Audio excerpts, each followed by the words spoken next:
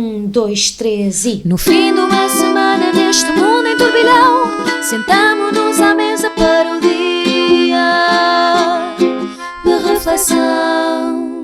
Olá, bem-vindos ao dia de reflexão aqui na TSF. Eu sou a Maria Madalena Freire e estou com Zé Pedro Silva, Maria Escaja e João Maria Joné. Tudo fixe? Oi. Tudo muito bem.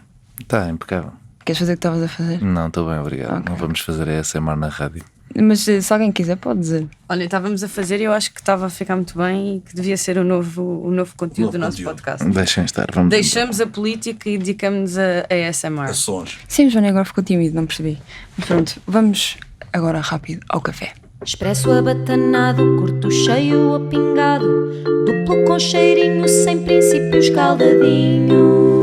Esta segunda-feira, acho eu que foi segunda-feira, não sei se foi domingo para segunda-feira, ao chegar Também é ao... um fuso horário muito diferente. Pois, Pois. então não é? É. Sudeste Asiático? Então não é, é longe. Eu nunca percebi se ele está a gozar comigo ou não. Está um bocadinho.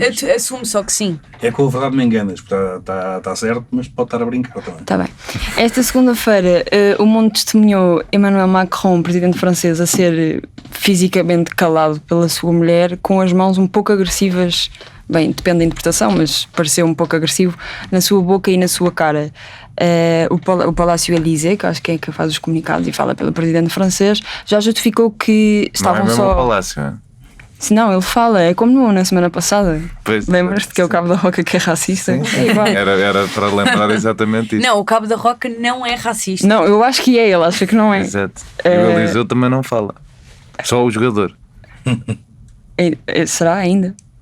Pronto, o Élysée já justificou que estavam só na galhofa, mas Macron ficou visivelmente desconfortável quando percebeu que a porta do avião já estava aberta e que toda a gente viu o que é que se tinha passado. Eu aqui não tenho uma pergunta específica para ninguém. Eu quero perguntar qual é a vossa interpretação. Foi galhofa mesmo? Ou é só um fetiche francês, assim, um playful? Fetiche francês. É playful, não sei, o que é que os casais franceses fazem. Tipo ao French Kiss e ao French Slap. Exato.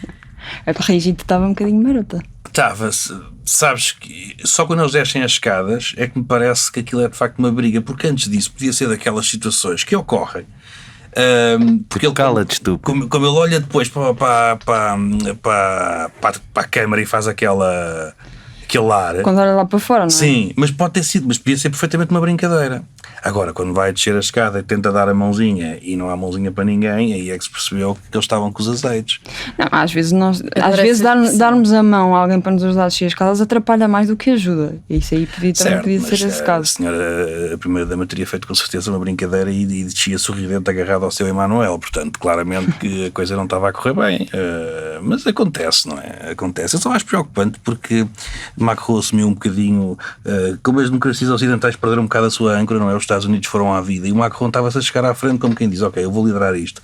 E depois temos esta cena, que é assim um bocadinho desagradável, não é? Humilhante. Tu achaste isso mesmo importante? Eu por acaso achei isso curioso. Não achei nada importante, aliás, não achei isso importante, não achei o saco de cocaína que o acusaram de ter e que era um lenço de papel Não vi, sim, não havia vi um isso. lenço de papel no comboio para reuniões. Kiev, quando estava com o chanceler alemão e com o primeiro-ministro Keir Starmer. Ele tinha mas era um papel, toda a gente dizia que era um papel, e foi acusado de ter um saco de cocaína, não é? É inacreditável. E o que é mais inacreditável é, por conta nos relatos do TABEF da primeira-dama, os jornalistas repetem insistentemente que foi também acusado de ter um saco de cocaína, mas não era saco de cocaína nenhum, não é? Isto é quando se criam verdades que não existem, não é? Enfim, mas acho preocupante. Achas que foi um tabef, Joné? É a palavra certa? Eu não tenho opinião formada sobre nada. Eu olhei para o vídeo 2 ou 3 vezes e acho que pode ter sido qualquer coisa.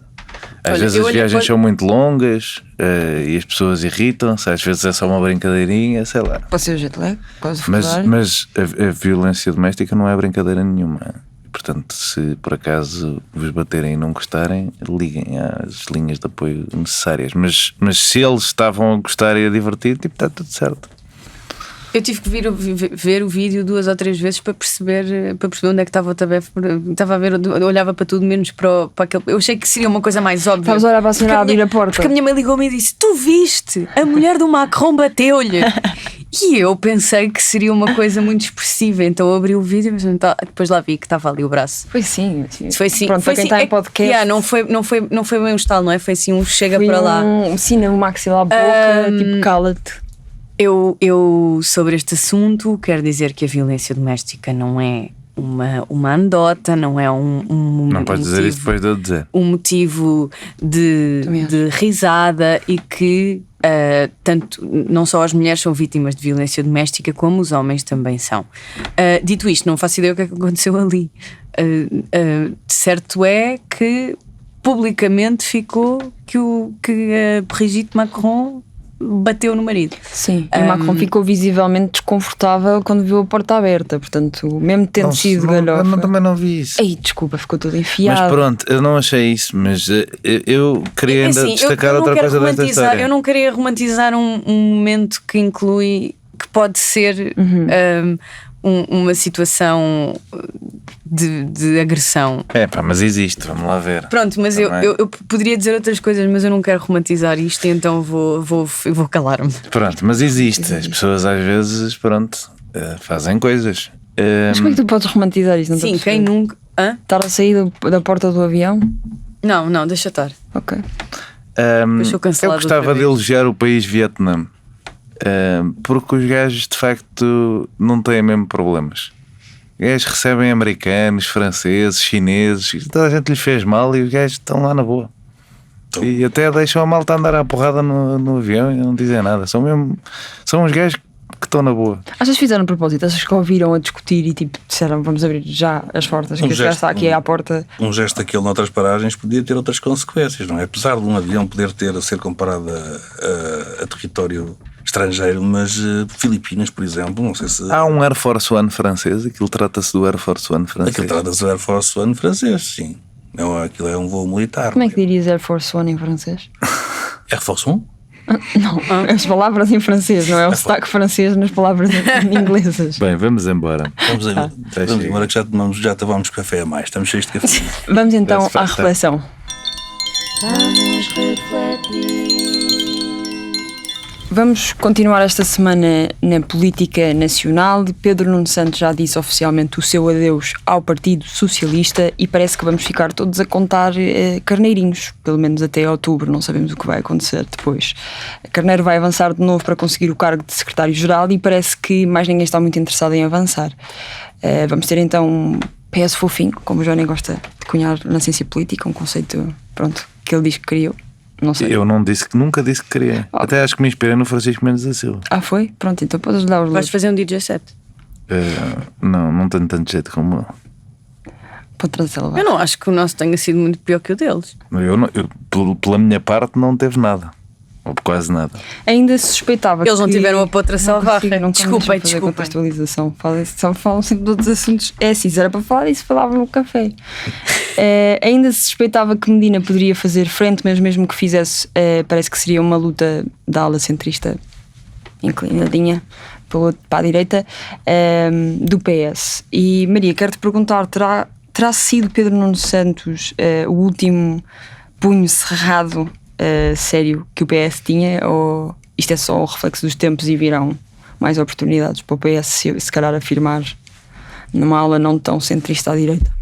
Eu acho que o PS vai um bocadinho. Não é a primeira vez que o PS estica e encolhe o seu centrismo ou o seu não centrismo. Portanto, eu acho que isso será fruto dos tempos, tal como Pedro Nuno Santos foi fruto de um tempo em que a política pendia mais para a esquerda, sendo que ele já veio, quando ele se tornou secretário-geral, já vinha tarde, não é? Já vinha um bocado, já as coisas estavam a mudar de sentido e ele não soube nem manter-se à esquerda, e eu achei que soava sempre falsa a aproximação dele ao centro.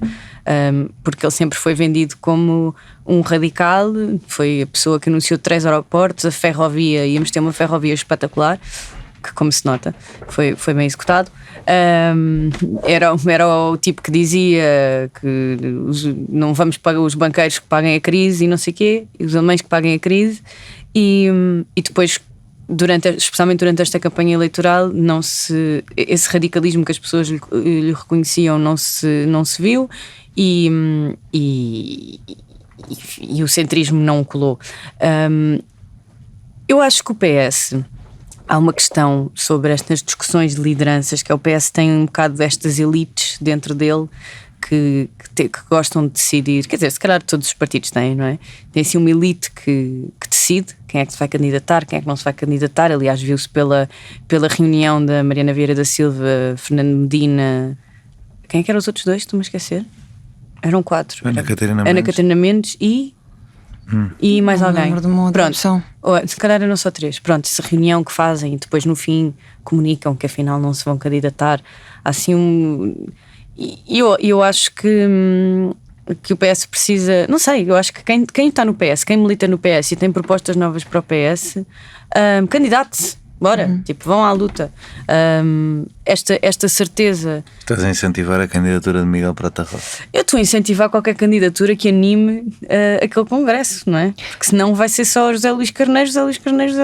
Acho isso aborrecido. Achas que eles pensam que não haver luta é para passar uma mensagem de união, mas isso acaba por passar uma mensagem que mas quer dizer, se calhar ninguém tem vontade de pegar no partido? Para mim passa mais a imagem de que ninguém neste momento tem vontade de se chegar à frente, não é? Porque é um momento difícil, portanto vamos deixar ir outra pessoa e nós ficamos aqui resguardados. Sim, sendo que, quer dizer, se fosse do PS, nem Mariana Vieira da Silva, nem Fernando Medina, nem Ana Catarina Mendes seriam para mim escolhas muito interessantes. Quem seria uma escolha interessante? Não sei, não sou do PS, nunca pensei mas nisso. estavas a dizer que aqueles não eram, aqueles não eram, não sei, ainda não pensei sobre isso, mas se quiseres daqui a 5 minutos posso produzir um nome. A Marina Gonçalves, olha, eu votava na Marina, eu por mim e a Marina. Por mim, os meus colegas de painel estão aqui de mãos no peito. Olha, não sou eu, eu sou moderadora. Estás-me a perguntar, eu estou a escolher um nome, posso atirar para o ar, não é? Eu não sou do PS, não vou votar. Não escolhas a pessoa do PS em que vais votar daqui a 4 meses. Então, não sabemos que vou votar daqui a 4 meses. Vamos ver. Se as esquerdas se entenderem e ligarem, irei. De facto, votar, já valem tão pouco que se calhar ela não vai querer. Mas, não, é o que vai acontecer, mas o plano original era votar nela. Antes do bloco valer uma trotinete. Johnny, estamos ainda tipo too soon, sabes? Too soon é a resposta para isto. Portanto, acho que vai ser um congresso desinteressante. Acho que está tudo definido à partida e eu acho muito aborrecido quando as coisas já vão definidas pós-congresso. Acho que é bom haver debate, pegarem-se todos ali um bocadinho, dar assim sei lá, dar-nos conteúdo a nós, por exemplo, para podermos falar na semana a seguir de que é que nós vamos falar do congresso do PS. Vai ser um aborrecimento. Provavelmente nem vamos falar deles. Vamos ter que falar, mas vamos falar sobre o quê? Ganhou José Luís Carneiro. Uau, que surpresa. Ninguém adivinhava. Pronto, exato. Por isso eu acho que devia haver candidato-se mais gente. Vão à luta. Os comentadores não têm graça nenhuma. É isso, vão à luta. Mandem-se pessoas do PS. Eles podem até meio de junho, não é? Apresentar a candidatura? Não li os estatutos. Eu acho que sim. Pronto.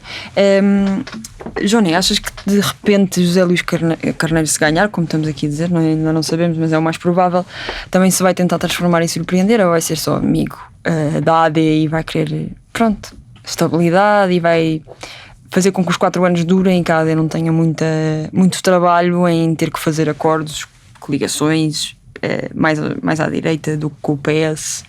Eu acho que foi essa a indicação da campanha que ele fez contra o Pedro Nuno Santos, não é? De que ele seria o PS cooperativo. Mas dirias que o Pedro Nuno, desculpa de interromper, mas dirias que o Pedro Nuno Santos não foi, no sentido em que até foi passando orçamento, foi passando. Até foi. Antigamente havia uma coisa bonita na política que se perdeu, que era as pessoas quererem sair da sua base natural de apoio. E quando os partidos de esquerda eram eleitos, tinham às vezes alguma margem para aplicar algumas medidas de direita que achassem bem vistas, e quando os partidos de direita eram eleitos, o contrário. E isso perdeu-se um bocadinho. Agora é só Benfica Sporting da política, não é? Eu sou de direita, portanto eu só tenho propostas de direita, e eu sou de esquerda, só tenho propostas de esquerda. E o Pedro Nuno ainda foi um bocadinho Ou seja, ainda teve um bocadinho de abertura enquanto pessoa da esquerda para fazer alguma cooperação. Não sei como é que isto vai ser agora, mas eu acho que o que acontece é que o PS está a eleger um líder para um PS que já não existe. Um líder centrista para um partido que se ancorou no seu eleitorado à esquerda e que não tem já uma preponderância de eleitorado ao centro.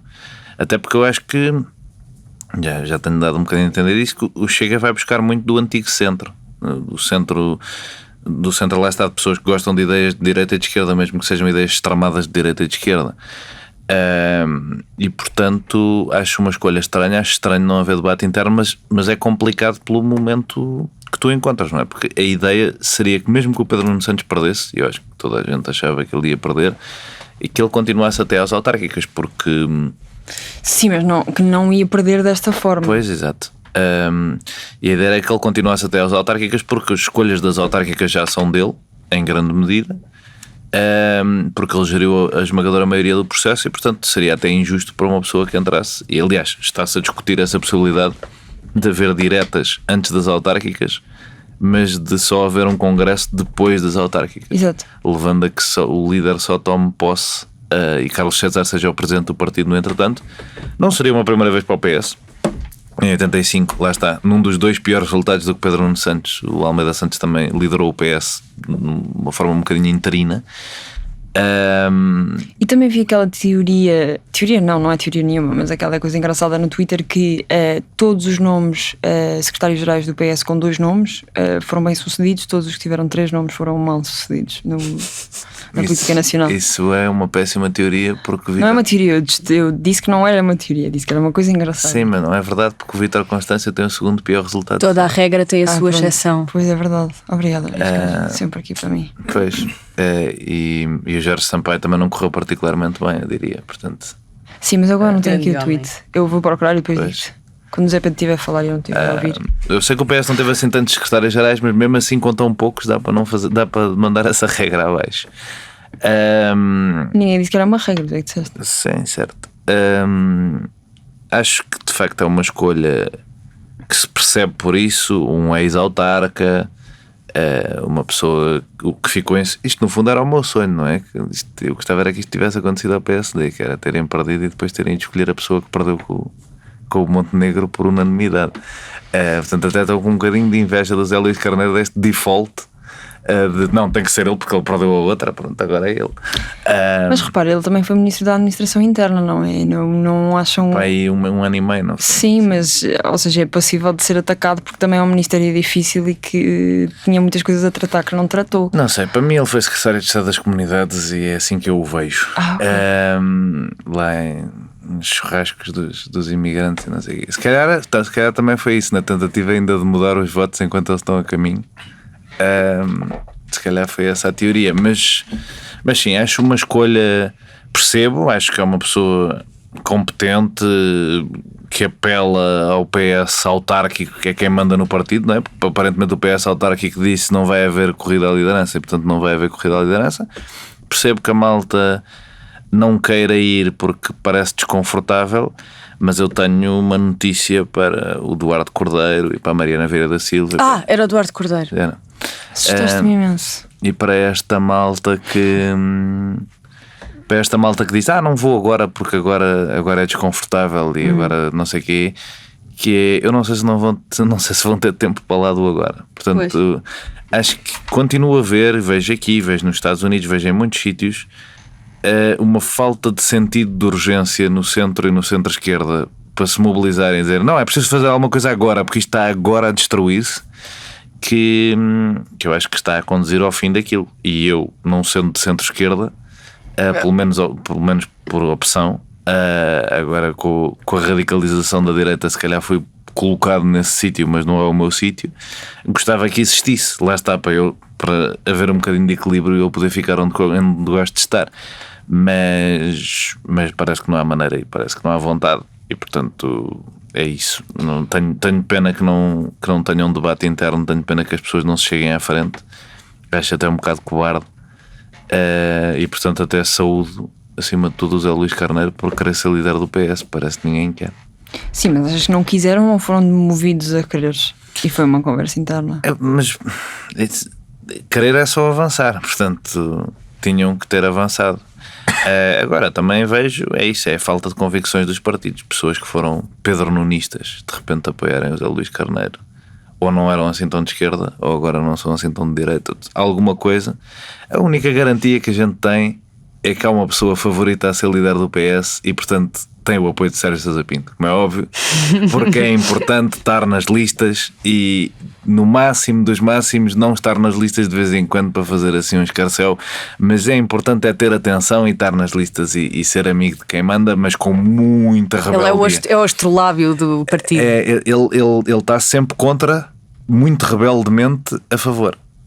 Que é uma coisa espetacular. Eu acho querido até, mas é um grande rebelde, mas está sempre quem ganha. José Pedro, não consideraste a tua candidatura a secretário-geral do PS? Não passou pela cabeça? Houve uma altura em que estava toda a gente a dizer que eu pensava que era quase como ao regime de serviço militar obrigatório. Tínhamos que nos apresentar todos no Largo do Rato para ser candidatos a secretário-geral. Ora, eu por acaso não concordo aqui com a teoria dos meus colegas de que devia haver muito debate e muitas candidaturas. Sou capaz de perceber a ideia, mas não me parece que seja o tempo, porque o PS só tem que, na minha opinião, corrigir uma estratégia que estava na cara que era errada, não é? A estratégia de há um ano. Há um ano não, há mais. Há um ano e meio. Quando opta por Pedro Nuno Santos, que é um corte com tudo o que foi a maioria absoluta de António Costa. Era uma viragem do PS, não se percebia muito bem porque estavam a escolher o secretário-geral que foi corrido pelo secretário-geral que mais admiram nos últimos anos, que é António Costa, e portanto temos que reconhecer, não se pode dizer que António Costa foi um astro da política e é um político sublime e injustiçado por um processo ainda um pouco obscuro, porque é entendimento dos socialistas, eu até sou capaz de o perceber, e depois ao mesmo tempo optar pelo candidato, por um secretário-geral que António Costa literalmente pôs a andar do governo, ou pelo menos criou as condições para tal, e já se percebeu que tinha razões para isso. E portanto foi um erro. A mim parece-me que o PS tem uma maioria absoluta que devia ter sido mais ou menos nessa linha que devia ter seguido. E não foi o que escolheu. Portanto, aqui agora há tanta vontade assim de haver debate e alternativas. Não é tempo para isso. É tempo para serrar fileiras. É tempo para ir à luta. E eu acho que se corrigir um erro com um ano e meio é mais fácil assim. Mas sabes, o debate causa também atenção mediática, e para além da atenção mediática, troca de ideias. Espero eu que ainda haja isso hoje em dia. E aí poder-se reconhecer algumas ideias e diversidade que existe no PS e se calhar dar-lhe mais força, e não uma força unitária que tem as mesmas ideias frouxas e que ninguém sabe bem o que é e estão ali a nadar. Repara, eu percebo tudo isso, mas nós não podemos ter, tanto ao nível do governo como dos partidos, discussões filosóficas de estratégias todos os anos. O que eu estava a dizer é, essa discussão o PS teve há ano e meio. Okay. Agora tem outra vez? E daqui a um ano outra vez? E depois daqui a um ano outra vez? Mas sendo que estão numa posição radicalmente diferente, passando a ter ciclos políticos de um ano, e os partidos passam a discutir as suas lideranças ano. Pois, isto é eleições todos os anos. Isto é o caos. E aliás, este caos está-se a verificar porque o partido, como tem uma estrutura mais rígida, não é? Quase ditatorial, esse é o partido que está a crescer sem parar. Porque esse não tem discussão, não é? E portanto nós temos que pensar se queremos todo esse debate rico, filosófico sobre a política e a vida e a estratégia e o futuro e desígnios nacionais, ou se queremos que os partidos se concentrem, porque como digo, esta discussão o PS teve há ano e meio, e se não quer seguir a linha que, na minha opinião, mas isso como é evidente é subjetivo, devia ter logo seguido, em vez de aventuras. E deixa-me dizer-te uma coisa sobre Pedro Nuno Santos, porque estas coisas são importantes. Pedro Nuno Santos sai da pior forma possível. E como um dia pode regressar à política, é bom sempre lembrar o que ele fez. Porque eu acho que, de facto, isto é condenável ao máximo. Pedro Nuno Santos não soube estar e não soube sair. Porque, repara, sai chateado. Não quero usar a expressão birra, mas é, de facto, a mais parecida.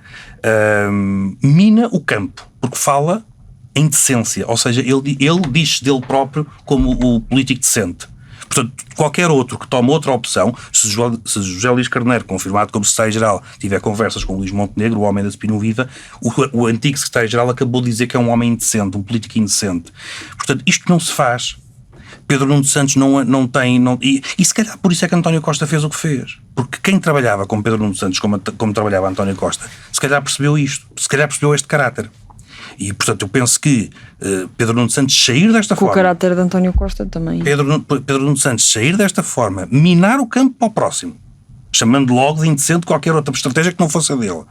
Isto é altamente condenável, não é? Quer dizer, eu acho que isto é, de facto, isto é a escola de juventudes partidárias, com manhas políticas, e eu acho que se deve sempre... É importante fazer esta memória, porquê? Porque um dia Pedro Nuno Santos está aí outra vez, com aquele seu ar cândido, de homem fazedor de coisas, e nós temos de ter noção do que é que ele fez. Acho que estás seguro em relação a isso.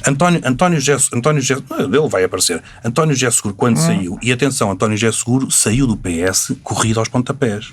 É preciso lembrar isso. Concordo só não com a estratégia de Seguro tinha um mandato que foi interrompido porque internamente lhe fizeram a folha.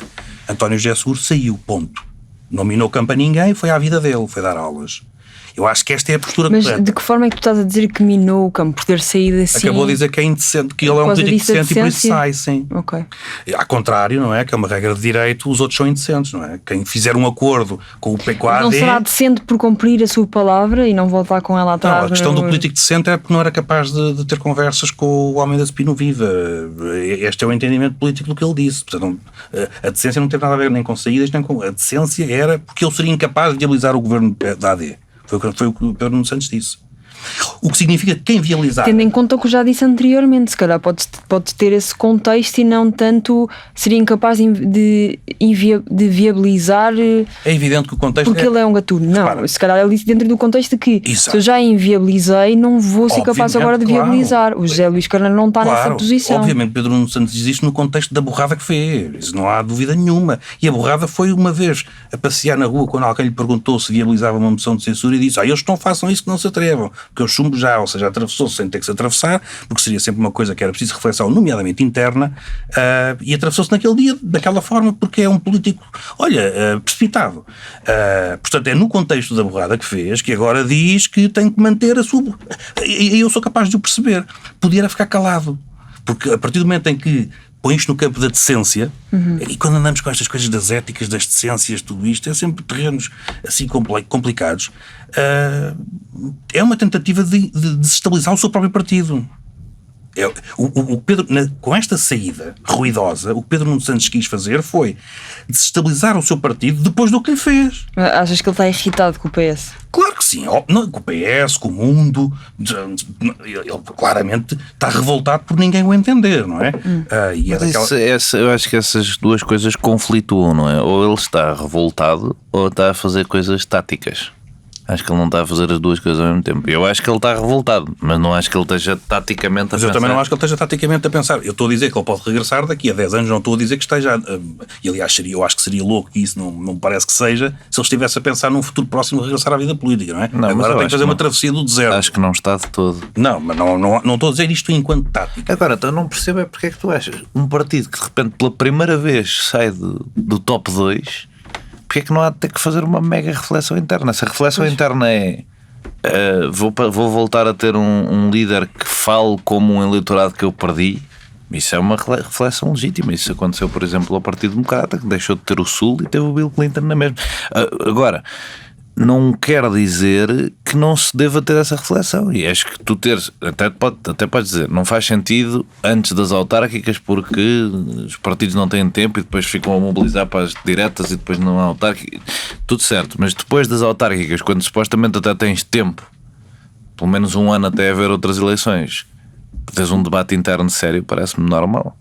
Esta ideia, eu acho só estranha esta ideia de vamos adiar o empossar de um secretário-geral para depois das autárquicas, mas só vai haver um candidato a secretário-geral e tipo, vamos esclarecer já que vai ser este, de qualquer das formas. Mas a questão é, repara, eu acho é que já houve esse debate e tu estás aqui a escolher estratégias que nenhuma delas para o Partido Socialista é estranha, portanto são correntes do Partido Socialista desde sempre, portanto não estamos aqui a falar em algo estrambólico e portanto eu acho que esse debate tu tiveste e tu numa altura em que tens os partidos socialistas europeus aí todos devela, e o que se safa, o que se vai safando, temos o exemplo do Reino Unido, que o Partido Trabalhista é o que está a conseguir aguentar-se, mas mais chegado ao centro. Ao centro? Com uma estratégia, governo espanhol. Com uma estratégia quase, isso é diferente. Sim, não é? Isso é uma trigeringonça. Mas repara, chegado ao centro, chegado àquela que era a terceira via. E o Partido Socialista francês? Chegado à terceira via. O Partido Socialista francês não está propriamente... E o Partido Socialista holandês? E o grego? Não. O grego já se utilizou, agora já se fala na pasoquização, não é? Certo, aliás, o PS foi pasosicado, não é? Mas o grego, se estiveres atento à Grécia agora e não há 10 anos, o grego não está morto. O Partido Socialista também não. Repensou-se e tem uma dimensão mais próxima do que tinha há 15 anos do que tinha há 10. Certo, mas está em crise. E a terceira via não está em crescimento. A terceira via parece estar a renascer. Aquilo que se assiste é que... Isso não me parece uma coisa muito... É que tu vais ver a Holanda, França e a maneira como os partidos... Itália, a maneira como os partidos de centro-esquerda estão a manter-se nos 20% e a continuar competitivos, ou nos 15 ou nos 20, não está a ser a viragem ao centro na maioria da Europa continental. Isso não é o caso do Reino Unido também, mas na maioria da Europa continental não é isso que tu vês. Não é essa a opção dos partidos. Tens na Alemanha o Partido Social-Democrata mais ao centro, tens na Dinamarca o Partido Social-Democrata aproximado nos temas da imigração à extrema-direita, mas não... Há bocado usaste o exemplo de Espanha. Na Noruega... Espanha, sendo uma trigeringonça, é um governo que jamais se pode considerar um governo de índole socialista, sobretudo no plano económico, que é o maior sucesso. Aliás, Pedro Seixas aguenta-se por uma razão. Já teria ido à vida dele há muito tempo, mas o crescimento de Espanha é notável e com uma política económica que é expansionista, que atrai investimento, quer dizer, e isso não podemos considerar uma política que seja propriamente dinâmica do investimento privado, nomeadamente estrangeiro, e portanto o que é que o safa? Não é o caminho para o socialismo. Quando formos à história da revisão constitucional vamos debater isso. O que safa em Espanha o PSOE e todas as pessoas perdoam tudo na vida a Pedro Sánchez como algo que nunca se viu, é o crescimento económico. É aquela ideia de que quando as pessoas têm dinheiro no bolso não há crise política. O problema é quando falta. E é verdade. Não é? Eu queria perceber, ou seja, eu sou todo fã da terceira via, portanto não tenho problema nenhum nisso, mas queria perceber se alguém percepciona o governo do Pedro Sánchez em Espanha como sendo uma coisa moderada. Acho que não. Bom, o governo do Pedro Sánchez é diferente. Aí a terceira via estava aí para o Reino Unido e eu como a defendo também, mas por isso é que estávamos a falar na crise que os partidos socialistas europeus atravessam, não estando desaparecidos, qual é que é a estratégia que nós entendemos ou que podemos achar, e claro que é subjetivo, que é o caminho. Eu defendo a terceira via e defendo uma aproximação ao centro. Logo, não vou defender uma discussão interna no PS para me aparecer Miguel Prata Roca, querer só fazer barulho e a querer só ir à televisão todas as noites e dizer aquelas coisas. Não vou, muito menos Marina Gonçalves, com todo o respeito, não vou defender isso só para ter uma rixa dentro do PS. Há uma estratégia. Tu todas as semanas não discutes que compras é que vais fazer do mês para a casa, certo? Normalmente está definido que compras do mês é que vais fazer. Certo. Give or take, tiras um pacote de bolachas ao outro. Certo. Mas se tiveres um corte salarial enorme de uma semana para a outra, acabaste de discutir compras do mês é que vais fazer semana passada, se tiveres um corte salarial dessa semana para a outra, vais ter que discutir outra vez compras do mês é que tens de fazer para a casa, certo? Certo. Porque houve um corte radical. Isso é o que o PS tem que fazer. E não é só uma estratégia de pronto, ok, agora vamos para o centro porque pronto, a esquerda não resultou, a escolha óbvia é Luís Carneiro e ir para o centro e pronto, e vamos ficar aqui. A AD é muito bem, governa em 4 anos e pronto, e fica ali. Achas sinceramente que o José Luís Carneiro vai discutir ideias no Parlamento? Não tenho dúvidas, quer dizer, não vou desclassificar, não, eu sei muito bem que só à esquerda, quanto mais à esquerda, mais intelectuais são, portanto o José Luís Carneiro pode ser quase... Não, eu não estou a dizer isso, atenção. Pronto, então eu acho que ele vai discutir ideias. Há pouco eu disse, esta corrente não é estranho ao Partido Socialista, nós temos de ter esta noção, não é? Não estamos a falar de nada de inovador, nada. Mas pode ser essa corrente, mas nova. Ou seja, tipo, lá está, tem que debater. Mas nós nem temos, olha, nós não vimos o programa do José Luís Carneiro. Nós não ouvimos os seus do que foi feito há um ano, há um ano e meio. Exato, do que ele apresentou há um ano e meio. Está bem, mas agora houve alterações significativas na política portuguesa, temos só a ver quais é que são, e nomeadamente num entendimento que vão ter que ter com a AD, que não estava em cima da mesa há um ano e meio. Mas temos primeiro perceber um bocado isso. Agora, em termos de linha programada, de linhas gerais, se quisermos, não é estranho, e na minha opinião, mas eu insisto que esta parte é completamente subjetiva, é corrigir um erro de estratégia que tem um ano e meio. É apenas corrigi-lo, não é? Num caminho em que nunca devia ser de costas voltadas ao centro, independentemente de terem as suas diferenças e vão ter que as manter sempre, aquela ideia, e Ventura agora vai cavalgar isso, não é? Que se uniram, que se fundiram, que são a mesma coisa, mas quer dizer, nós se governarmos a nossa vida e o nosso pensamento, com o que diz André Ventura, estamos feitos, não é? Portanto, os partidos têm as suas diferenças são assinaláveis. Agora, neste momento, e em que é preciso atacar problemas, um conjunto de acordos pontuais, porque também não sou favorável, se calhar, a um acordo escrito, algo que seja um bocadinho, a que limite o PS enquanto líder da oposição, não em termos de número de deputados, mas enfim, de marcar a agenda, por exemplo. Nesse aspecto eu acho que é positivo. Estamos ainda naquela fase em que o governo é governo, mas ainda não há governo, se bem que é o mesmo governo sem ser.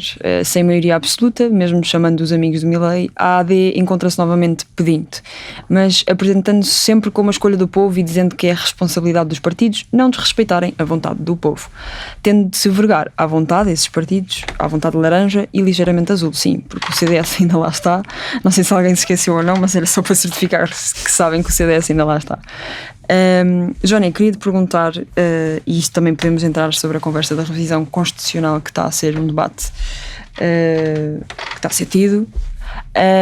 Qual é que é de facto a governabilidade existente? Se achas que, sendo que toda a gente que afirma com grande certeza agora que o governo durará 4 anos, será preciso agradar a gregos ou australianos? Não aos dois ao mesmo tempo, porque não dá para agradar a Chega e ao PS ao mesmo tempo.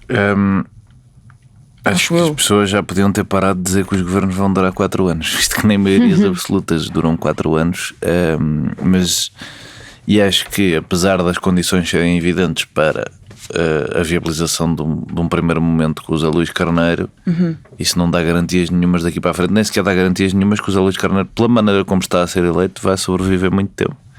Tal como o António José Seguro não sobreviveu muito tempo. Porquê? Porque podemos estar perto. Vem o segundo dia da libertação, em julho, não é? Em julho pode haver novamente um mini crash de mercados financeiros por causa da instabilidade criada pelo Donald Trump. Há muita incerteza em relação à economia daqui para a frente e, portanto, eu não estou a ver que um governo agora vai ter uma tarefa muito fácil. Se isso vai querer dizer que vai ser preciso uma coligação formal, se calhar, eu não sei se não era boa ideia para um PS de Zé Luís Carneiro, não sei quantas pessoas é que alinham, mas um entendimento de bloco central, e aí sim a coisa durava 4 anos, acontecesse o que acontecesse.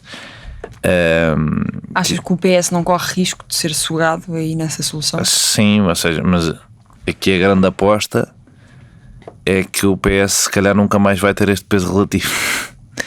E, portanto, para as pessoas protagonistas do PS, para se manterem influentes na governação, se calhar seria uma coisa interessante. Aí, obviamente, deixavas campo aberto para o Chega, mas, por outro lado, campo aberto à esquerda do PS para aparecerem coisas novas. E eu acho que, a partir do momento em que o Luís Montenegro está a funcionar como uma espécie de continuação de António Costa, com mais ou menos disparates discursivos pelo meio, mas é o que é, e pronto, e com a coisa da ética que nós já decidimos coletivamente que não interessa. O que eu diria é que havia espaço para isso, que os partidos vão tornar um bocadinho redundantes. O PSD e o PS estão neste momento um bocadinho redundantes. Mas houve outras alturas em que foram, não é? Sim, já houve um bloco central. E já houve um bloco central informal também. Portanto, é a minha única ideia de 4 anos e não me parece descabida, porque se calhar vão ser os 4 anos muito complicados. Vão ser os 4 anos da presidência Trump, basicamente. Portanto, se calhar até fazia sentido, mas levaria certamente a uma reformulação do sistema político que eu acho que seria positiva para o país, que é não ser só já e ele perder as ilusões constantes de chamaste pedinte à AD, é uma palavra perigosa neste podcast, mas aí ele é que podia perder um bocadinho esse complexo, porque está sempre a ver. Daqui a 1 ano e meio recebes uma carta. Está sempre a ver como é que vai para o governo do PSD e está sempre, chegam as campanhas e mas como é que nós vamos, e a coligação PSD-IL e a maioria PSD-IL, que nunca acontece, é uma espécie de Dom Sebastião das sondagens. E se calhar podiam libertar-se um bocadinho e ser um partido realmente disruptivo, não só no sentido de dizer coisas que argentinos que falam com cães mortos dizem, mas no sentido de dizerem coisas que falam com Deus através de cães que por acaso já morreram, que questionem mas o funcionamento dos grandes partidos portugueses, e isso é um espaço para ele, é um espaço para o livre, não tem que ser só o Chega a ser um partido insurgente. E se calhar um Bloco Central podia fomentar isso um bocadinho mais ao centro, e podem ser um partido novo a surgir com figuras novas. Não sei. Não estamos a falar do JPP. Sim, por exemplo, pode. Se bem que eu acho que ele se podia perfeitamente juntar a esse Bloco Central. Mas o JPP, por exemplo, é um partido que pode começar a criar dinâmicas novas. Há sítios em que eu acho que o Chega tem ótimos resultados porque as pessoas sentem a necessidade de um partido regionalista e não têm. Num partido que diga: oi, estamos aqui. Em Espanha, o Espanha vaciada, nas regiões menos populosas, de tipo, oi, estamos aqui. Se calhar Porto Alegre votaria nisso e não nos Chega para ter um deputado disso. Se isso pode ser o JPP, se calhar não, porque tem um líder madeirense, não é? Mas uma coisa parecida, sendo uma não espécie gostas de madeirenses? Uma espécie de... nada contra, eu tenho amigos que são. Não vai responder. Já foi tema aqui hoje. Já foi tema, já. Eu sou um bocado contra a Madeira, mas é um encanitar assim particular. Contra a Madeira, mas não contra os madeirenses. Sim. Não só mesmo muito dos Napa. Por acaso gosto. Pronto, e portanto aí não posso. Tiveram uma boa prestação na Eurovisão. Há alguns madeirenses que me encanitam, mas pronto, é uma coisa que acontece. A questão aqui para mim é só essa: se isto vai criar uma reformulação ou se vai ser só mais do mesmo. A mesma coisa. Mas acho que o assumir nacionalmente que agora somos tipo Polónia, em que a esquerda é um terço, é uma mudança bastante radical e que vai trazer coisas novas, como aliás trouxe na Polónia.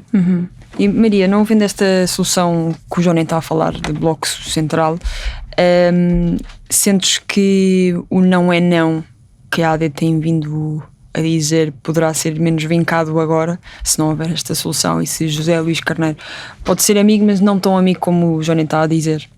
Eu acho que o não é não da AD é muito maleável, tem as linhas muito pouco definidas, portanto não tenho muita confiança nesse não é não, como aliás nunca tive. Penso que já se falou, nas outras legislativas falámos aqui sobre isso, e eu nunca tive grandes certezas e grandes confianças nesse não é não.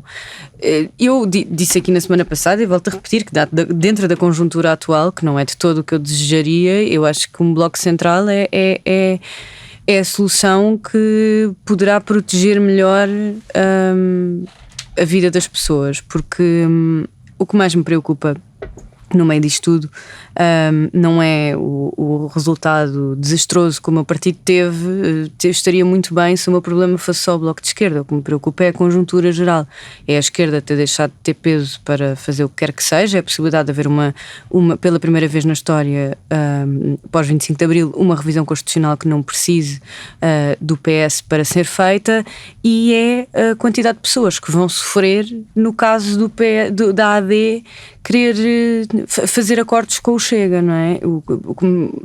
As promessas que o Chega faz são muitas delas mentira e falsas, e acho que há muita gente, nomeadamente imigrantes, as mulheres, as pessoas LGBTQIA+, os próprios pensionistas, as pessoas que vivem pior e que ganham pior. Eu acho que são quem pode mais sofrer, não é? Não serão os ricos a sofrer com medidas do Chega, certamente, até porque são quem os financia. Basta ver os financiadores do Chega para saber a quem é que o Chega responde, e portanto o que me preocupa verdadeiramente é quem é que vai sofrer dentro desta conjuntura nos próximos anos. Portanto, dentro disto tudo, eu logicamente preferiria um Bloco Central. Se eu acho que estrategicamente é a melhor solução para a esquerda, não acho que seja, mas eu, antes da ideologia e da partidarite, preocupo-me que as pessoas não vejam os seus direitos a serem retirados, que não vejam a sua qualidade de vida a piorar. Já está difícil, acho que está difícil para toda a gente, mesmo para quem está melhor. Não está fácil, portanto o que eu gostava de ver era alguma estabilidade na vida do povo e alguma estabilidade política também, e que daqui a um ano não estejamos em eleições outra vez, porque eu acho que já ninguém aguenta.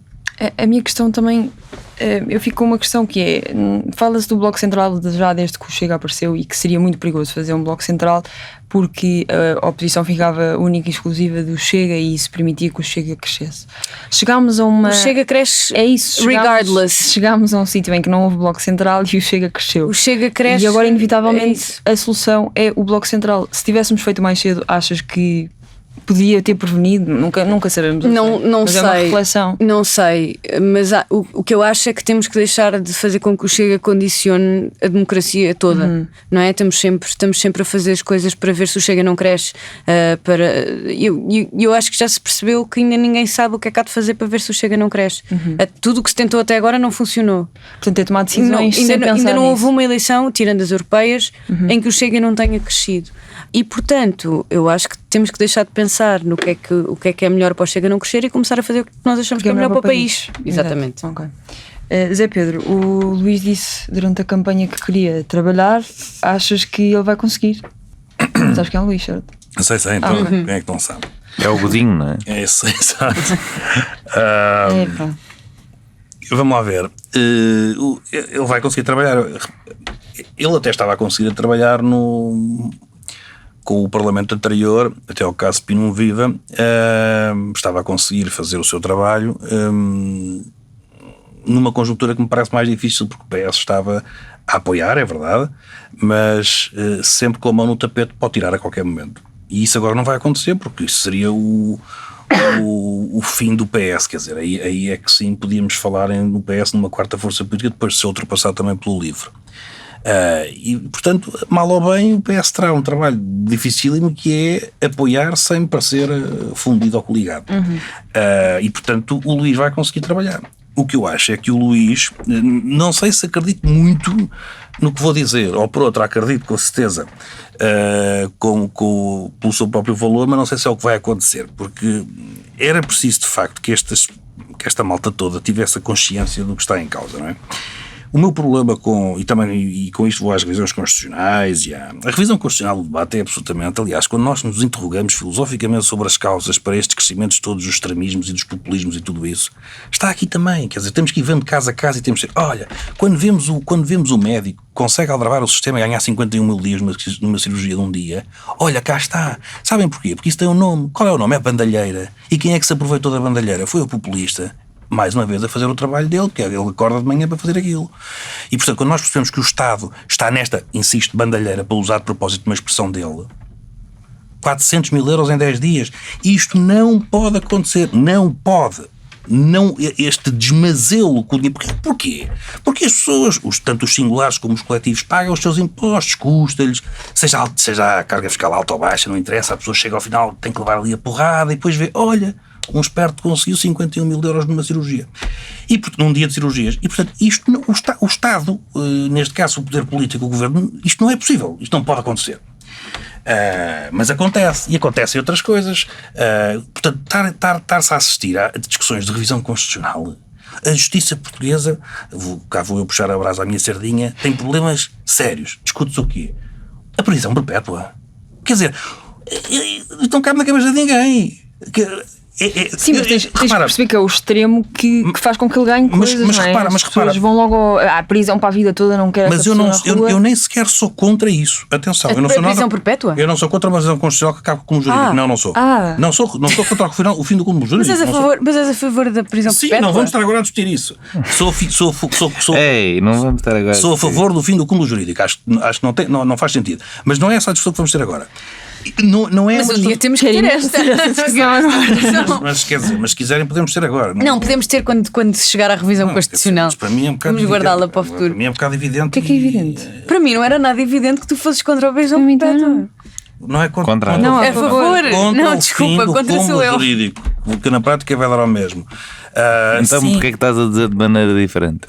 são coisas diferentes. Não, o que está previsto na nossa Constituição é um cúmulo jurídico. É para não ficar o soundbite. Tu não podes passar dos 25, não é? Se isso acabar, tu podes ir aos 150. Pronto, é o fim do cúmulo jurídico, é isso. Mas a questão é, quer dizer, a grande maioria, e estamos a falar dos Estados de Direitos Democráticos, dos ordenamentos, está previsto isso. Portanto, nós é que somos a exceção. Mas não vamos discutir isso. Ser uma boa conversa não vamos discutir. Eu não posso estar a dizer que uma coisa não é um problema que interessa discutir, pelo menos quanto a prioridades. Sim. Porque interessado discutir os problemas interessam todos, não é? Os problemas da vida de um país interessam todos. Claro. Mas tem que haver prioridades. Certo. Quando os eleitores estão em casa, foram outra vez chamados às urnas e agora levam com uma discussão de revisão constitucional, que é uma coisa que pura e simplesmente não tem qualquer... Olha, mas achas que não pega a dizer em temos de tirar o socialismo da não sei o quê? Claro que pega, as pessoas, é verdade. Não. Eu muito sinceramente penso que não pega porque as pessoas não estão, e não foi por isso que votaram neste ou naquele, não é algo... Ponto número 1, a Constituição da República Portuguesa nem sequer devia ter preâmbulo. Preâmbulo é uma aberração. O que é um preâmbulo?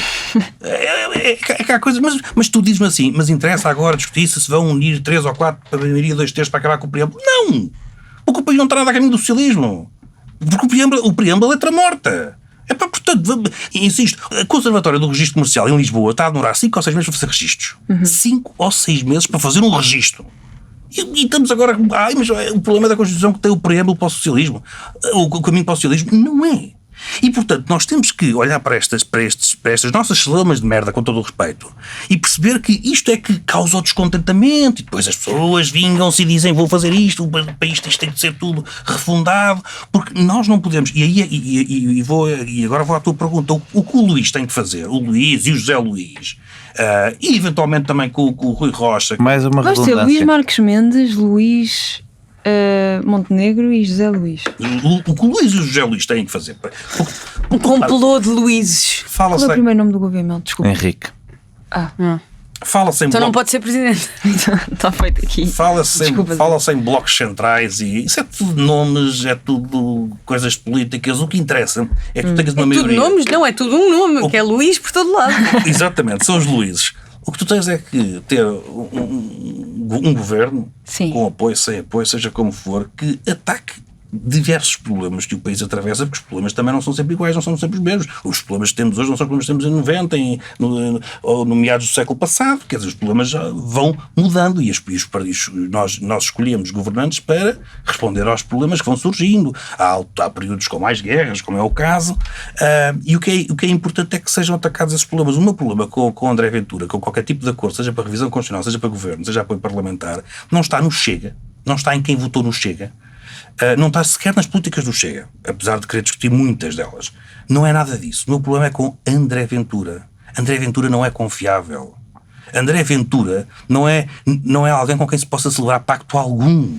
Este, para mim, é o ponto. André Ventura, há um ano, estava a dizer que o primeiro-ministro Luís Montenegro tinha tido uma reunião secreta com ele em São Bento e que tinha sugerido que ele saísse por uma porta secreta, com um pacto secreto, e que é tudo treta. E André Ventura ainda apareceu a dizer, e tenho provas. Mas alguém pode admitir, porque eu agora vejo, e sobretudo vejo à direita, muita gente a dizer, bom, já chega, temos que começar a pô-los no sistema, temos que começar a conversar com eles. O problema não é os 1.300.000, o problema não é a política do Chega, o problema é André Ventura. Eu não era capaz de ter uma reunião com André Ventura sem testemunhas. E, portanto, enquanto esta direita... E é aconselhável esse pensamento, sim, está certo. Enquanto esta direita que quer dar rapidamente a mão ao Chega, não perceber que o problema não é 1.300.000, é um apenas, e que não se pode confiar. E depois desta campanha é que se percebeu de uma vez por todas que não se pode confiar naquele homem. Portanto, nós temos um líder da direita populista um bocado especial. E para mim esse é o ponto. E todos temos que dizer, obviamente, que não podemos defender um acordo à direita com o Chega, porque o problema é André Ventura. Porque eu já não sei mais, quer dizer, para tudo o que nós olhamos...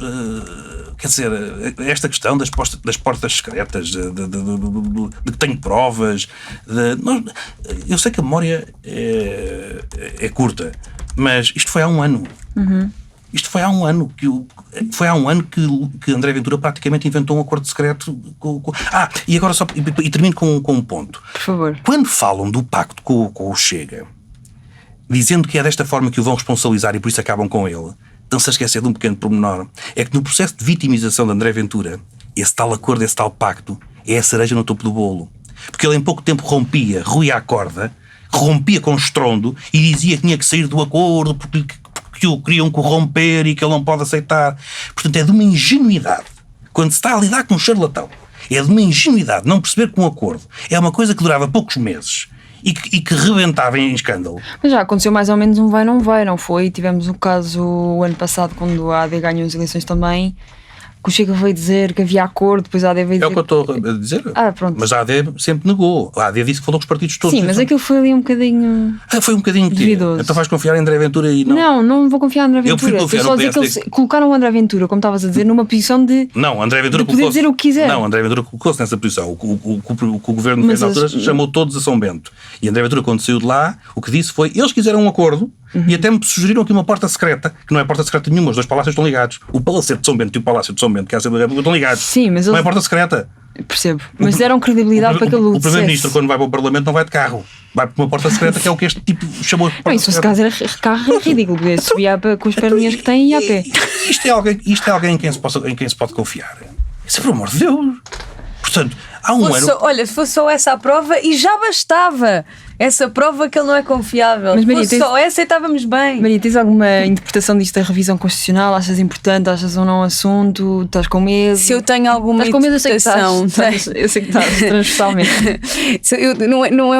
Ou seja, eu acho que a revisão constitucional é um bocado um marcar de posição de 4 partidos, exato, lá está o CDS, de 4 partidos que querem dar um certo show e um certo chega para lá ao socialismo. Não sei se viram que ontem, acho que foi ontem, o Mitar Ribeiro do Chega, que é deputado, fez escreveu uma crónica para o Observador, e o espaço de crónica do Observador é sempre digníssimo. Brilhante. É impressionante como é que se consegue ter tão bom jornalismo e tão maus cronistas. Acho que é para lançarem. Pensa, não podemos ser tão bons. Pois, mas o título é que o 25 de abril de 1974 morreu dia 18 de maio de 2025. E eu acho porque o povo disse.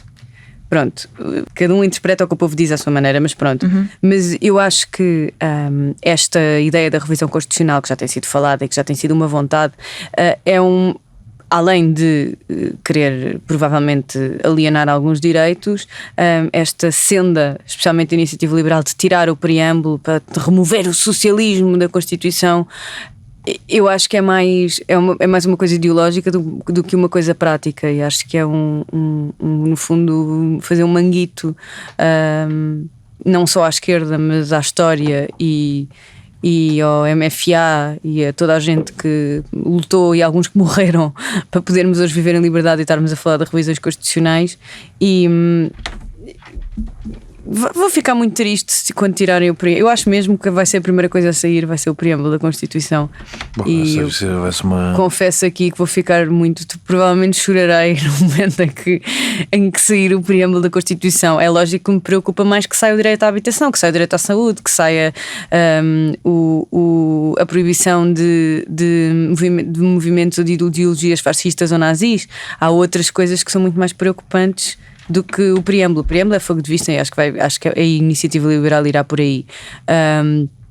Preocupa-me mais os direitos fundamentais que podem ser retirados e acho que alguns serão, honestamente, porque acho que se aqueles 3 partidos se aliarem para fazer uma revisão constitucional, o Chega vai ter muita força nessa revisão, não é? Porque está com muita força no Parlamento e isso preocupa-me. Preocupa-me ter um partido fascista a rever a Constituição do país onde eu vivo. Sim, preocupa-me. Joana, isto preocupa-te também, para finalizar esse assunto? Eu acho que não vai acontecer. A acontecer uma revisão constitucional, acho. A sério? Mas não acho que vão fazer uma revisão constitucional para rever um preâmbulo. Não estou a ver muito mais coisas em que se possa chegar a um consenso. Acho que não interessa ao PSD essa ideia. O PSD neste momento é o partido do situacionismo e, portanto, as reformas estruturais não vão estar lá. De facto, nós temos uma Constituição e leis muito progressistas, porque são fruto de um momento histórico, e o preâmbulo também é fruto desse momento histórico. O querer mudá-lo para mim faz um pouco sentido, porque o que o preâmbulo é o que os constituintes acharam, e eles, a Iniciativa Liberal pode querer muita coisa e pode de facto mudar podia de facto até mudar a Constituição daqui para a frente, mas não pode mudar a opinião que os constituintes tiveram quando escreveram aquilo que era a deles e só eles estão responsabilizados por ela. Portanto, acho mesmo que isso é uma palhaçada. Mas isso eu também acho. E portanto acho que o PSD, como atual partido do situacionismo, também não há de querer mexer nesse ninho de vespas dessa maneira. Não estou preocupado com essa coisa da proibição dos partidos fascistas. Estou mais preocupado com o facto de não se cumprir nos tribunais do que estar ou não na letra da lei. Do que estar ou não na letra da lei. Agora, acho uma coisa que me parece democrática e normal. A Constituição é muito progressista e o país não é. O país vota maioritariamente 60% à direita neste momento. E, portanto, seria normal uma revisão constitucional que fizesse refletir e equilibrar um bocadinho em relação ao que o país é. Porque, obviamente que eu não acho que o 25 de Abril morreu. Agora, que o espírito do tempo das elites de 75 não é o do espírito do tempo das elites de agora, não é. As elites de agora são o Luís Montenegro e o André Ventura, são pessoas de direita. E portanto, mas isso é volátil, não é? Claro. Isso é o país agora. Há 10 anos sim, o país era completamente diferente. E não podemos estar sempre a fazer um shift cada vez. Sim, não podemos mexer na Constituição cada vez que a questão é, tu fazes uma Constituição progressista para um país teoricamente progressista. Durante anos teve-se esta conversa da maioria sociológica de esquerda e tudo mais. E de repente chegas a um ato eleitoral e o primeiro lado da barricada a ter 60% na história da democracia é a direita. Se calhar... ou seja, parece-me legítimo. Não acho que faça sentido estar a rever o que é que eles tiveram de intenção na altura. Acho que faz sentido estar a dizer, olha, se calhar, tal como fez sentido acabar um bocadinho com a ideia de neutralidade entre blocos e de uma espécie de orgulhosamente sós à esquerda, que se calhar era muito pensamento corrente logo no PREC, e depois nos anos 80 nas revisões constitucionais que permitem a nossa adesão europeia já não é. Portanto, essas coisas mudam e nós estamos num momento... Agora, eu acho que ao PSD não interessa entrar nessa revisão constitucional da direita e posicionar-se à direita agora que pode efetivamente ser o partido dono do centro. Não acho mesmo que o PSD não vai ter interesse nisso. Coisa diferente é se acho justificado, acho. E se acho que o Luís Montenegro é mais de direita do que naturalmente vai ser obrigado a ser pelo atual posicionamento do PSD, também acho. Portanto, veria com naturalidade uma coisa dessas, não acho que fosse o fim do mundo, mas de facto acho que para quem é... E depois queria só, para a minha habitual rubrica, achar que esse artigo, tal como o Mitar Ribeiro com aquela vozinha que ele tem, é frouxo. Outra vez. Mas é que eu disse que aquilo é uma merda. Não, mas outra vez a coisa frouxa do. Sim, porque agora nós ganhamos 8 a 10 deputados e portanto somos a segunda maior força do país e portanto acabou-se o regime anterior. Não é? Porra! Façam uma revolução, vão para a rua, façam qualquer coisa. Agora, sim, agora tecnicamente podemos acabar com o regime anterior, pois chegou ao seu período natural. O R pois chegou. O R de regime. E o pois. Reis me partam, ganhem um par de tomates para fazer coisas, sejam fascistas com voz grossa. Não têm. Que chatice, que coisa irritante. Só nas redes sociais, aí eles são um bocadinho mais. É que são. Sim, está bem, mas nas redes sociais todos podemos ter. É isso que eu estou a dizer, só por trás do telefone é que eles conseguem ser são um bocadinho uns mais medricas, é mesmo uma coisa cansada. Realmente chegou aqui ao término do 25 de Abril, porque a gente agora acrescentou 4,7% de votos e agora valemos 23%, de maneira que o 25 de Abril acabou. Porra, não foi assim que se fez o 25 de Abril. A malta arriscou cor e cabelo, como diria o Zé Mário Branco, e façam o mesmo, não sejam, não vou dizer palavrões. Hoje não. Não sejam merdas, cambada de merdas. Mas, Jónio, peraí. Deixa-os continuar a ser uma camada de merdas. Não. Calma, eu prefiro que sejam merdas do que... Não, porque assim o povo também não percebe a ameaça. Pois. Eu acho que era preciso... Se fizerem uma revolução, estamos todos... Não sei lá. Pode-se dizer palavrões nesta fase. Eu não sei se o português normal quer muito ir para a rua fazer coisas. Não, o português normal não quer ir para a rua fazer coisas. Aliás, vê-se o Chega é um fenómeno fantástico de pouca mobilização na rua. Coninhas, não é? Porque aquilo é muita gente que vai para o boletim corajosamente de Chega Mas depois o Chega faz a sua descida do Chiado e estão lá 4 gajos. Sim. É uma coisa frouxa, é um partido frouxo. E um deles está cheio de pensos do dia anterior. Mas eu não percebo como é que uma pessoa não faz uma reflexão de se eu tenho vergonha em dizer que sou do Chega ou que voto do Chega, eu ou acho que isso deixa tem roupa menos. o Chega, tem menos. Não, é só- Mas vendo a quantidade de pessoas que ainda votam no Chega, Não que acho vota agora vergonha, no Chega, é só uma coisa, é um pirete muito acómodo. Mas tipo um assim. de facto, as pessoas são um bocado assim, não é? Andam só te mandam um Sim, pirete sim. de carro. Mas depois quando Ninguém- pões o carro ao lado, Sim, já estás sim, ali, sim, já sim. estás ali. É um bocado, sociologicamente, é um bocado o pirete no carro, não é? Passei muito rápido e mandei um. Sim. Agora, se eu E se fazia o isto na sinal rua. se o sinal ficar encarnado, então aí Encarnado? faz lixo. Ai, Está muito certo. Sim, já nem quero senhora. falar. Parece a minha avó que Sim, dizia senhora. carnes encarnadas. Pronto, mas Capuchinho pronto. encarnado. Eu tinha uma coisa relevante a dizer e agora mataste completamente. Agora não vale a Pelo pena. amor de Deus, sim. mas é preciso uma coisa relevante. Diz. Nestes últimos minutos, diz qualquer Temos coisa. de relevância. Não, era só para completar o que eu estava a dizer. Fazes um pirete rápido no trânsito, mas depois o sinal fecha antes e ficam os dois lado a lado e o gajo começa a sair do carro, estás lixado. Pronto, é isso. Nada O que é que achas, Zé Pedro? Achas que isto é só neste país? Ou... Não, é cada vez menos só neste país. Vais não é? falar da Grécia outra vez. Não, a Grécia até por isso não é bom exemplo, mas ou por outro há melhores. A Grécia tem tipo um Montenegro melhor. Eles não gostariam, eu não sei se eles gostam. Como é que se chama? O Mitsotakis. Exato.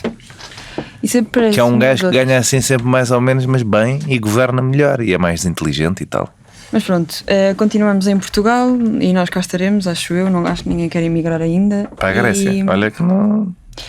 E estando em Portugal, vamos mandar as pessoas a um sítio. Já. Vai, mas é pró. Não parece-me entusiasmada, se quiseres. Já. Marias Não, Caja, não, podes ser não, tu a não. começar, mas É parece que não boa. quero muito Marias Caja dar as suas recomendações esta semana.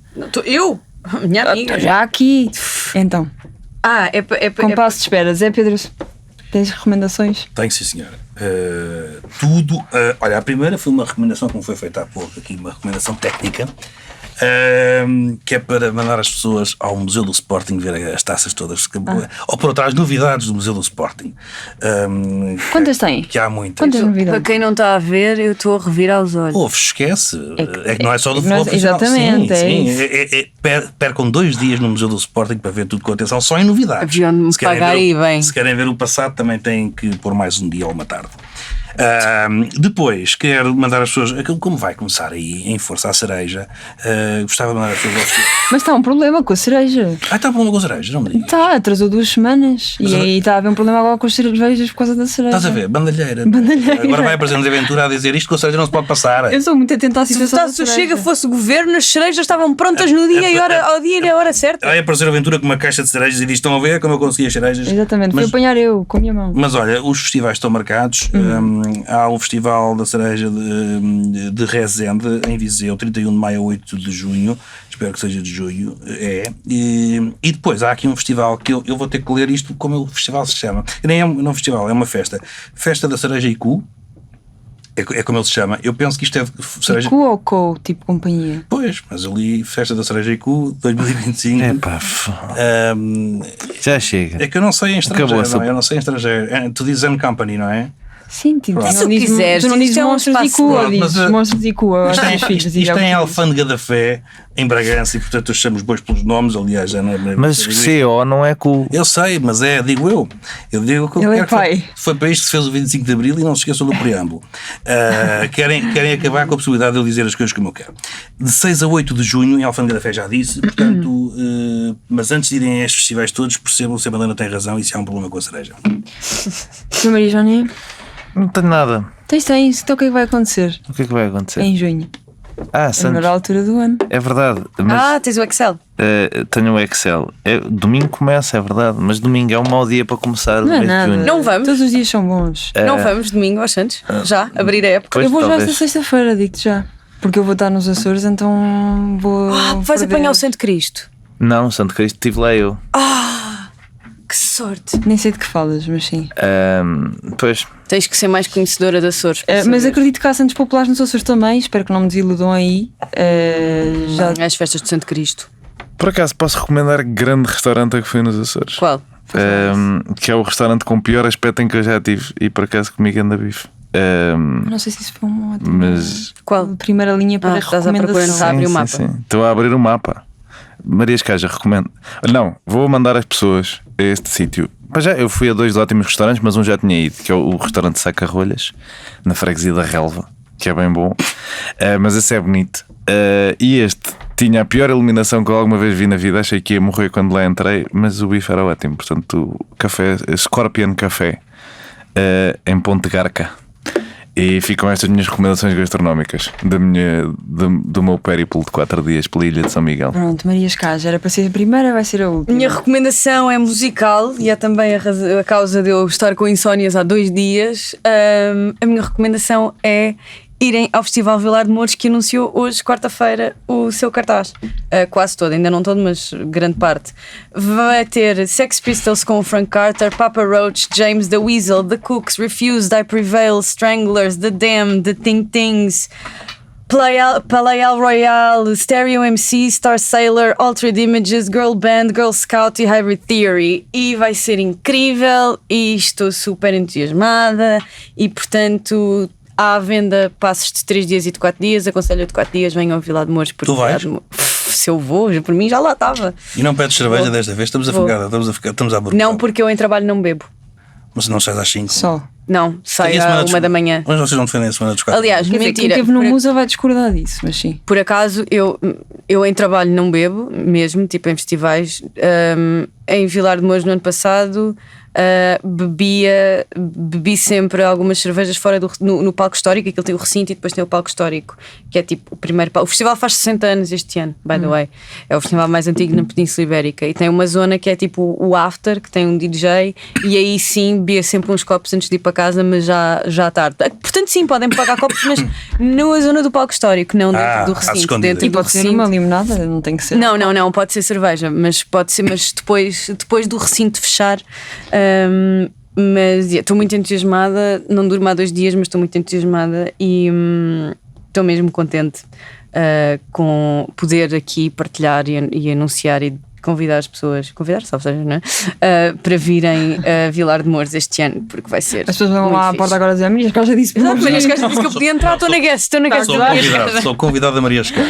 Mas pronto, é esta a minha sugestão, com a qual, again, estou muito entusiasmada. A minha recomendação, eu emprestei ao João Maria Jónia, que é ir aos Santos. Para mim é a melhor altura do ano. Infelizmente não vou estar cá de 12 para 13, que é uma mágoa minha, mas pronto, vou estar noutros sítios melhores, novos, que nunca descobri. Mas aproveitem em junho e é mesmo do início ao fim, não fiquem só por aqueles dias que têm mais gente, que às vezes esses nem sequer são os melhores. Vão ao Porto, vão a Sintra, sim. vão a Cascais. Eu disse Santos populares no país, não falei de Lisboa, atenção, que eu não sou como tu. Eu não fui, eu disse vão ao Porto. E pronto, e é isso, obrigada por nos terem ouvido. Vão à Terceira, as festas são joaninas também, as festas joaninas também é bom. Ok, mais alguma coisa? Não, essa agora estavas-me a criticar. E vejam da Cereja também, aconselho dizer Pedro. Obrigada por nos terem ouvido, podem nos ver em todas as plataformas, obrigada à TSF e até para a semana. Adeus. 1, 2, 3 e... No fim de uma semana neste mundo em turbilhão, sentamo-nos à mesa para o dia de reflexão.